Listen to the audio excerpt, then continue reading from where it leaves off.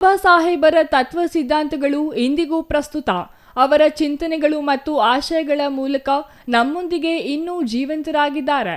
ಸಂವಿಧಾನ ಎಂಬ ಬೃಹತ್ ಗ್ರಂಥವನ್ನು ಕೊಡುಗೆಯಾಗಿ ನೀಡಿದ ಪರಿಣಾಮ ನಮ್ಮ ಕರ್ತವ್ಯಗಳನ್ನು ಅರಿತು ಅದರ ಮೂಲ ಚಿಂತನೆಗಳು ಮತ್ತು ತತ್ವ ಆದರ್ಶಗಳನ್ನು ಪಾಲಿಸಿದಾಗ ಅಂಬೇಡ್ಕರ್ ಅವರಿಗೆ ಕೃತಜ್ಞತೆ ಸಲ್ಲಿಸಿದಂತಾಗುತ್ತದೆ.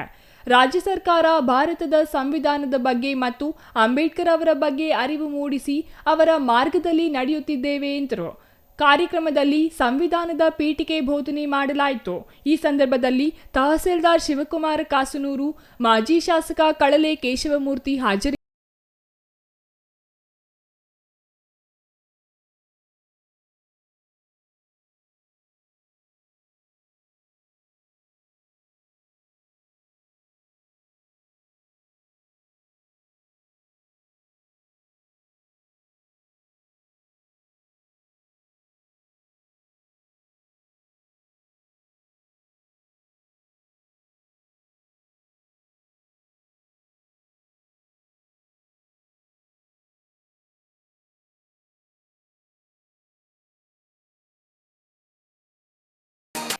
ಇನ್ನು ಸಂವಿಧಾನ ಶಿಲ್ಪಿ ಅಂಬೇಡ್ಕರ್ ಅವರ ಜಯಂತಿಯನ್ನು ತಾಲೂಕು ಆಡಳಿತ ಕಾಟಾಚಾರಕ್ಕೆ ಆಚರಣೆ ಮಾಡುತ್ತಿದೆ.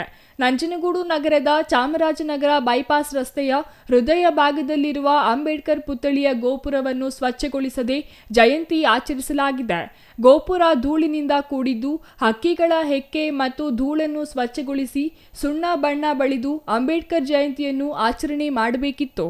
ಆದರೆ ಇದ್ಯಾವುದನ್ನೂ ಮಾಡದ ತಾಲೂಕು ಆಡಳಿತ ಬೇಜವಾಬ್ದಾರಿ ತೋರಿದೆ. ರಾಷ್ಟ್ರೀಯ ಹಬ್ಬಗಳ ಆಚರಣಾ ಸಮಿತಿಯಿಂದ ಅಂಬೇಡ್ಕರ್ ಅವರ ಜಯಂತಿ ಆಚರಿಸಲಾಗಿದ್ದು, ಅಂಬೇಡ್ಕರ್ ಅವರ ಪುತ್ಥಳಿ ಮತ್ತು ಗೋಪುರವನ್ನು ಸ್ವಚ್ಛಗೊಳಿಸದೆ ಆಚರಣೆ ಮಾಡಿದ್ದಾರೆ. ಯಾವುದೇ ಬಣ್ಣ ಬಳಿದಿಲ್ಲ. ಸಿಸಿ ಕ್ಯಾಮೆರಾಗಳು ಕಾರ್ಯನಿರ್ವಹಿಸುತ್ತಿಲ್ಲ. ಸಂಬಂಧಪಟ್ಟ ಅಧಿಕಾರಿಗಳು ವಿಫಲರಾಗಿದ್ದಾರೆ. ಕೂಡಲೇ ಕ್ರಮ ಕೈಗೊಳ್ಳಬೇಕೆಂದು ದಲಿತ ಸಂಘರ್ಷ ಸಮಿತಿ ತಾಲೂಕು ಸಂಚಾಲಕ ಶಂಕರಪುರ ಸುರೇಶ್ ಆಕ್ರೋಶ ವ್ಯಕ್ತಪಡಿಸಿದರು. Kumar, CTV news.